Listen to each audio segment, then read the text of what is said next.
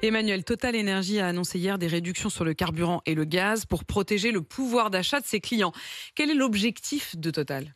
Clairement, l'objectif de Total, il est double. D'abord, redorer son image et préserver, voire augmenter ses parts de marché. Le tout pour un coût minime. C'est d'ailleurs cette stratégie qui a été mise en place par toutes les grandes entreprises depuis l'augmentation de tous les prix. En termes d'image, cette opération permet de désamorcer les critiques sur les profits records qui vont être annoncés aujourd'hui. 15 milliards d'euros, un record absolu. Total, comme Leclerc par exemple, peut s'ériger en défenseur du pouvoir d'achat, ce qui est bon aussi pour son image, sauf que seule la prime énergie de 100 euros profitera vraiment aux clients, en l'occurrence les 200 000 foyers en précarité énergétique, puisque la remise de 10 centimes sur le litre de carburant dans les stations des zones rurales ne changera rien en termes de pouvoir d'achat. Les stations Total de ces petites villes sont en moyenne 10 centimes plus chères que les grandes surfaces. En revanche, ça ramènera des clients vers les stations. Donc là, on est plutôt sur un objectif part de marché pour les stations Total que sur un objectif de pouvoir d'achat. Tout ça pour un coût assez faible,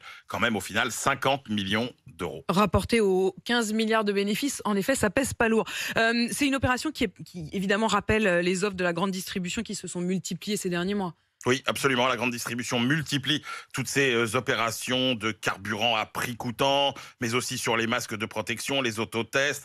Leclerc, le mois dernier, avait aussi créé la polémique en promettant le blocage des prix de la baguette à 29 centimes, malgré les matières premières en hausse, ou bien la côte de porc à moins de 2 euros. Là encore, beaucoup de concurrents ont suivi, parce que l'enjeu stratégique, là encore, c'est la part de marché. Une promo carburant, ça peut attirer jusqu'à 30% de clients supplémentaires dans une station. Et parmi ces clients supplémentaires, il y en a à peu près 15% qui iront faire leurs courses dans le supermarché Attenant. Là encore, tout ça pour un coût modeste, puisque les marges sont faibles sur les carburants. Et comme l'inflation va rester élevée, on n'a pas fini d'avoir tous ces coûts de com. Mais heureusement, vous êtes là pour tout nous expliquer.